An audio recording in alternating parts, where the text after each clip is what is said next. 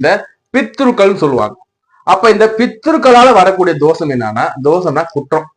முன்னோர்கள் சாபம், முன்னோர்கள் குற்றம், பித்ருக்கள் குற்றம் சொல்றது. இந்த பித்ருக்கள் குற்றத்துக்கு என்ன சார் முழு காரணம்னா, நம்ம பெற்றோர் நம்ம சரியா பார்த்துக்கல. நம்ம பெற்றோருக்கு நம்ம செய்ய வேண்டிய கடமைகள் நம்ம சரியா செய்யல.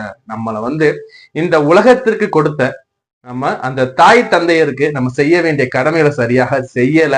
அவங்களுக்கு தேவையான நேரத்தில் நம்ம அவங்க தேவைகளை பூர்த்தி செய்யலைன்னா இந்த பித்ரு தோஷம் வரும் சார். சார் நான் நல்லா செஞ்சுட்டேன் சார் எங்க அப்பா அம்மாவுக்குன்னா, உங்க அப்பா உங்க தாத்தாவுக்கு செஞ்சாரா? அடுத்த கொஸ்டின். ஏன்னா இது குறைஞ்சது 5 தலைமுறை, குறைந்தது 5 தலைமுறை அந்த சாபங்கள் நம்மளை தாக்கும்னு சொல்லுவாங்க. ஒரு உதாரணம் சொல்றேன் பாருங்க.